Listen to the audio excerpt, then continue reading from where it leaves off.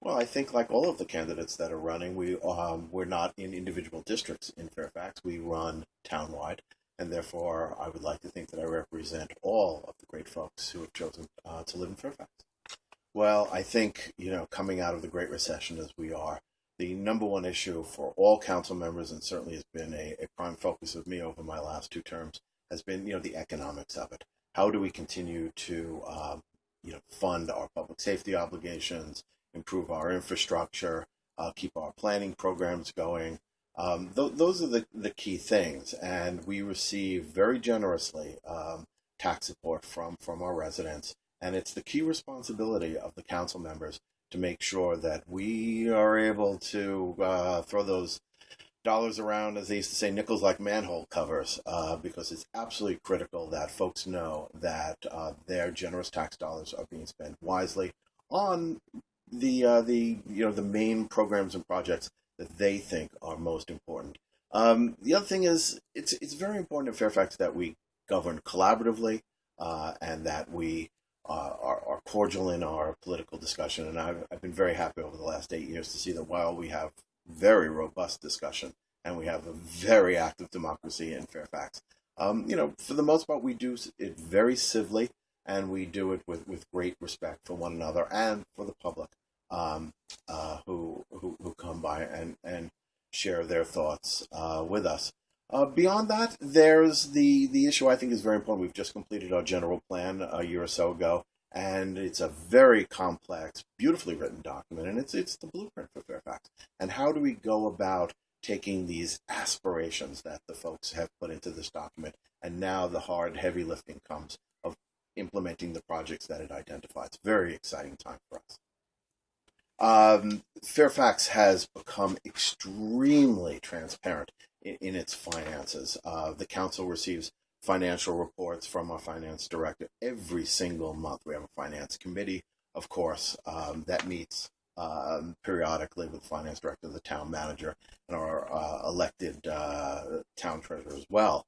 On top of that, it's very important. I think we've done a good job over the last couple of years of actually putting together a budget that is very, very transparent, so that a citizen can download it off of our website, for instance, and be able to understand both I think it's important to see that the budget comes out not only in words, because some people understand by reading, but also the very important opportunity to see things in pie charts and graphs and different ways of understanding our budget. And of course, the most important thing is that if a citizen doesn't understand the particular budget, the most important thing is to call up any council member and please have a chat with us, and we will be more than happy to go through it exhaustively, so that every citizen understands exactly where their tax dollars and where our funding is going.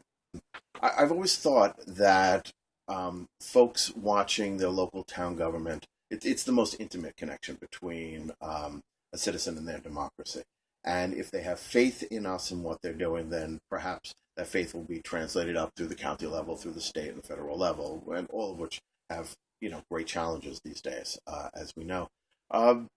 The council, I think there's a fine line there between being, active and engaged and excited about the issues that are in front of us, but at the same time understanding that there's no room for bombast or certainly incivility. And so as a result, when you watch our council, and of course we're on the government channel, and we also live stream on our website, I think you'll see that a council that is very respectful of folks that come up and talk to us, as well as to ourselves and, of course, to our town staff.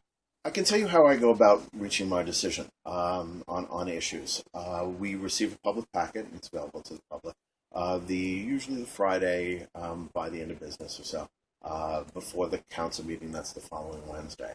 I review that packet very, very carefully. If I have any questions about it, I will speak to the manager for clarification early in the week. On the Monday or Tuesday before a council meeting, I impanel what I call a kitchen cabinet, which is a group of about 6 or 7 or 8 folks in the community who I meet with, and we discuss what's on the agenda and other issues related to town. And I get their outside opinion on all the agenda items that are important.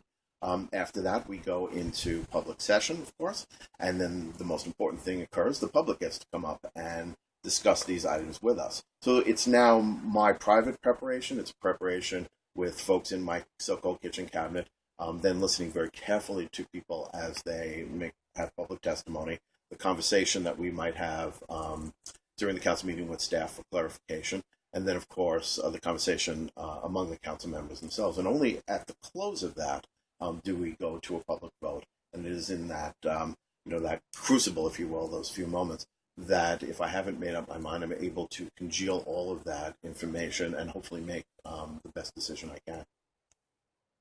Well, under the Brown Act, the most important thing we have is it's a tremendously, it's a very good law because it ensures that the people's business is done before the public. There are certain exceptions dealing with employment situations and the like, litigation.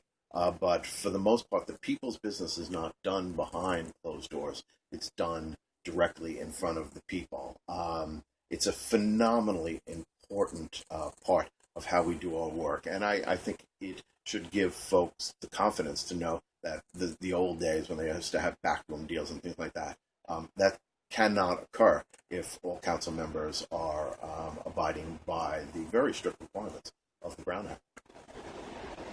I think picking up on what I was saying in the last question with regard to the Brown Act, is that the state of California, the Fair Political Practices Committee, has come up with ethical standards for all elected officials. I can't think of anything more important. And in fact, we have the opportunity to actually sign that document and return it as part of our filing documents. So all members of the public can see whether a council member has or has not, or is somebody seeking election has or has not, signed on to that. The questions of ethics, morality, this is, in the post-Watergate era, the most important aspect of our governance, so that folks have confidence in their elected officials and know that to the best of our abilities, we are working on their behalf and striving mightily to make sure that we expend their tax dollars wisely.